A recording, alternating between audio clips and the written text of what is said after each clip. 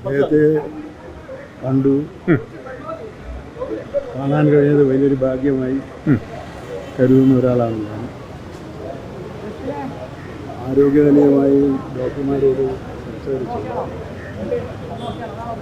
നേരത്തെ 11:15 മണിക്കൊരു medical bulletin അവർ ഔദ്യോഗികമായി പ്രസിദ്ധീകരിച്ചിരുന്നു.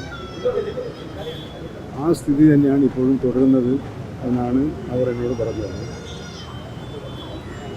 എന്തെങ്കിലും മാറ്റമുണ്ടാകുമ്പോൾ ആവശ്യമാണെങ്കിൽ മെഡിക്കൽ ബുള്ളറ്റിൻ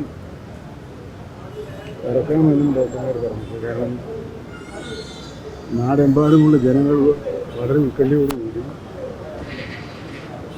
എന്താണ് അദ്ദേഹത്തിന് സംഭവിക്കുന്നതെന്ന് അറിയാൻ കാത്തിരിക്കുന്നത് കൊണ്ട്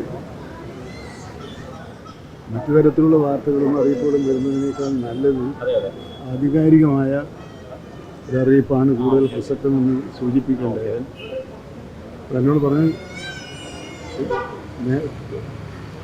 പ്ലസ് ഓർ മൈനസ് എന്തായാലും ആ മാറ്റം ഉണ്ടാകുമ്പോൾ മാറ്റം ജനങ്ങളെ അറിയിക്കാമെന്നാണ് പറഞ്ഞത്. മെഡിക്കൽ ബുള്ളറ്റിൻ ഉണ്ടാവും. അതെ.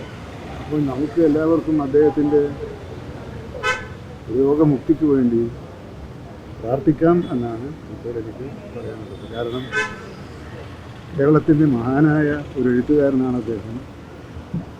കേരളത്തിലെ സാഹിത്യ മേഖലയ്ക്ക് ഒത്തൻ ഉണർവ് നൽകാനും വഴിത്തിരിവ് സൃഷ്ടിക്കാനും ശ്രമിച്ചിട്ടുള്ള പ്രതിപാദനനായ ഒരു എഴുത്തുകാരനാണ് അദ്ദേഹം.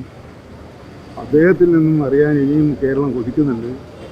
അങ്ങനെ കൊതിക്കുന്നവരുടെ ആശിസ്സുകൾ അദ്ദേഹത്തെ രക്ഷപ്പെടുത്തും എന്നാണ് ഞാൻ ഇപ്പോഴും പ്രത്യേകിച്ചത്. കുടുംബാംഗങ്ങളുണ്ടായിരുന്നു. കുടുംബാംഗങ്ങൾ എന്ത് പറഞ്ഞു? മകളുണ്ടായിരുന്നു, മറ്റ് ഉണ്ടായിരുന്നു. എല്ലാവരോടും അവരും ഇവിടെ ലഭിക്കുന്ന ശുശ്രൂഷയെ പറ്റിയോ എന്തെങ്കിലും കാര്യങ്ങളെ പറ്റിയോ അവർക്കൊരു പരാതിയോ എന്തെങ്കിലും ചെയ്യാമെന്ന് നേരത്തെ മുഹമ്മദ് റിയാസ് ഇവിടെ വന്ന് അദ്ദേഹം മുഖ്യമന്ത്രിയുമായിട്ട് ചർച്ച നടത്തി.